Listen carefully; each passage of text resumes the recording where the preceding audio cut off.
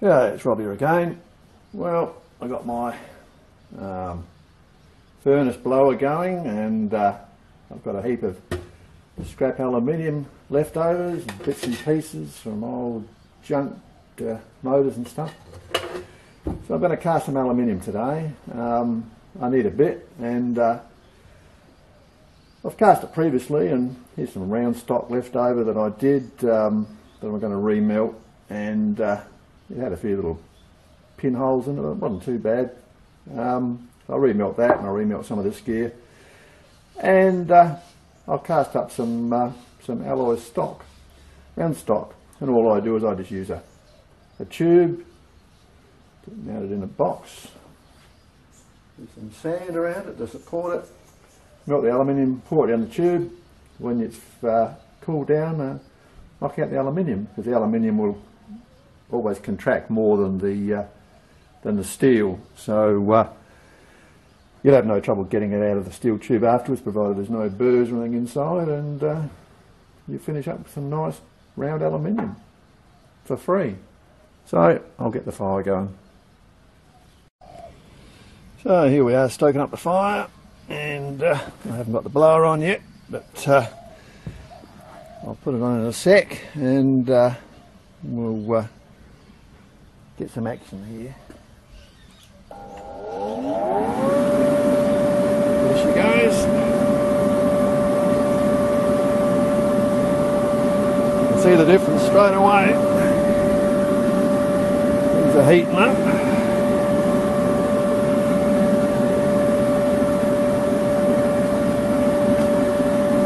So we'll add our scrap aluminium.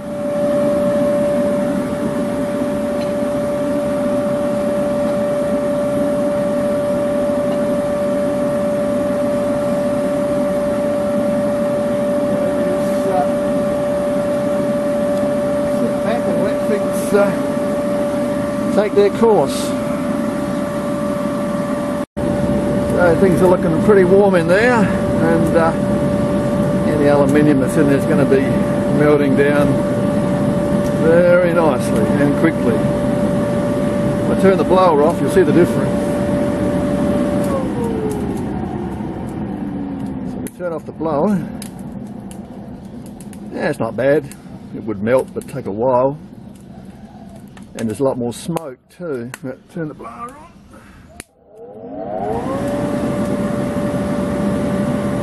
And the fire cranks up straight away.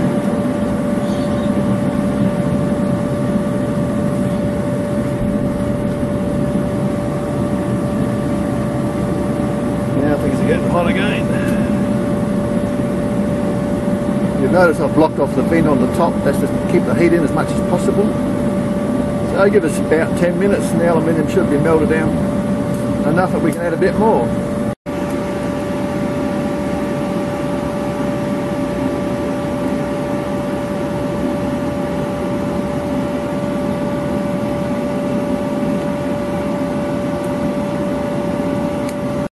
Well, things are moving along quite nicely there. It's all melting down. I've got nearly a full pot full of aluminium, so I might get a couple of pours. And I've got a bit of table salt in there as a flux at the moment, put that in, and I'll just skim off the aluminium dross, add a bit of degassing agent, which is just carb soda, pinch of that, and stir it up a bit and give it a pour, and hopefully we might get a couple of links of round stock out of that container of molten metal. Right, we're ready to do a pour.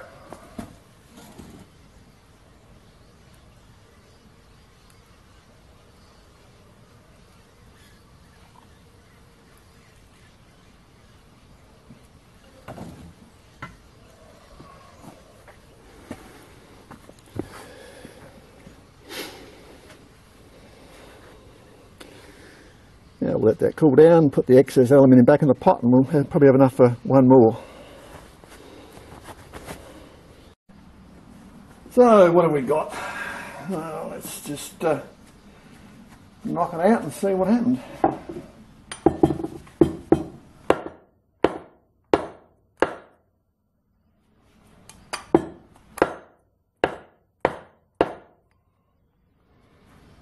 It's a bit tight,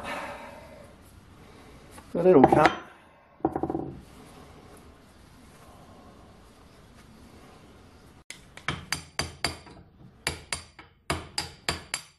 Damn. Well, that didn't go quite to plan. The tube must have got warped last time I did this, and I can't knock it out. So we go to plan B, which is my trusty air chisel. All I got to do is take off the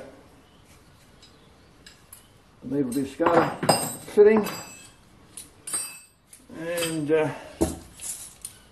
we're good to go. This baby will take this off in 5 seconds flat. Just means I have to get a better piece of tube, probably a heavier piece. That's really not thick enough. It's, it loses its shape too easy. So take off the descaler and put on our air chisel. And that goes that way.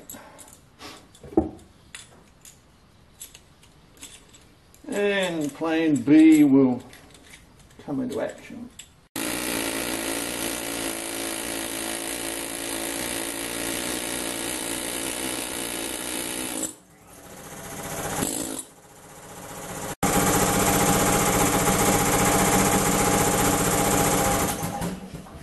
Things don't always go quite to plan, but I think we'll be in business now.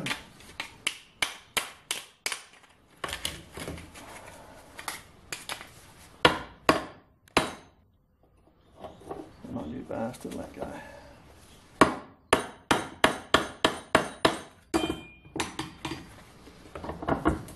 Now we're getting there. That's how it's supposed to come off, easily, but it didn't. That tubing is obviously out of round, so it's stuck in there. Doesn't look too good, does it? But we'll see how it turns up. Best laid plans of mice and men. Alright, better luck next time. Well, when things don't go to plan, you just soldier on. You can always melt down again what didn't come out the first time, so I'm just going to pour the leftovers into my spaghetti and sauce tin, and I know that works. Then just cut off a tin snips. So I'll add a bit of salt, skim off the top, add the degassing agent, and we're ready to go.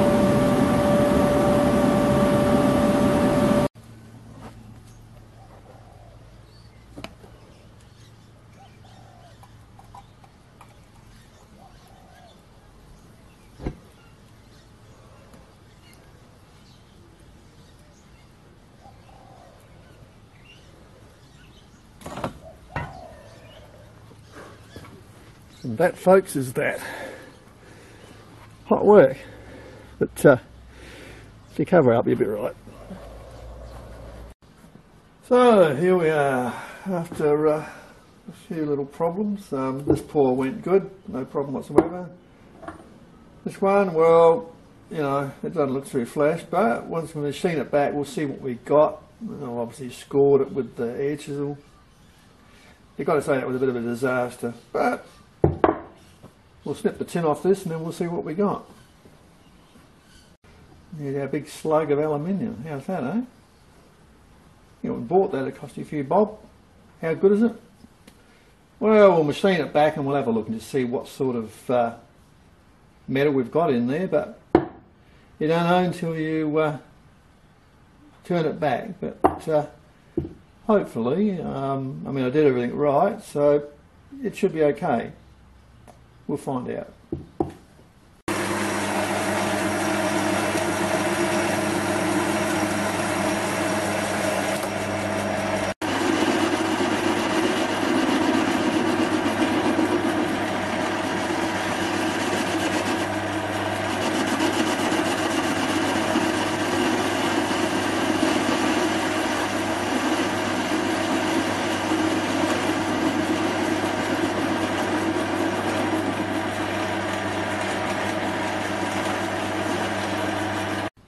So, how did our backyard pours go? Well, the one end of the tube was an abject failure. You can see it's got porosity in it.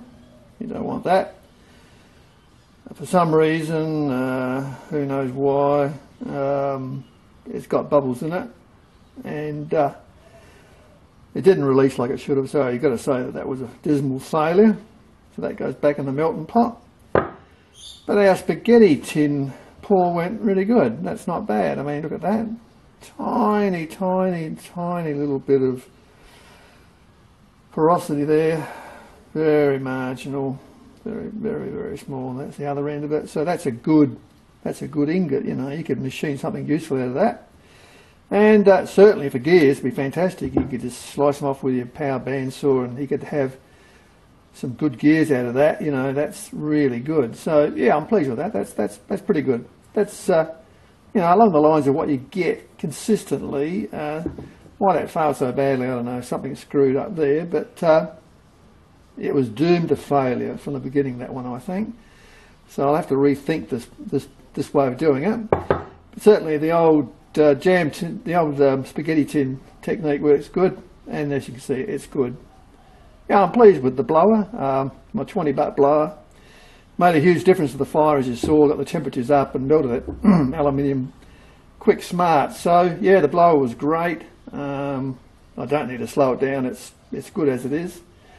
So there you go, folks. That's me for now. Hopefully I can get back to doing some work on the place. I'm only doing the videos at the moment because I've injured myself, and I can't do any overhead beam work, so I'm grounded, so as to speak, but coming good. So yeah, I might punch out the odd video. So there we go. Anyway, till next time, cheers.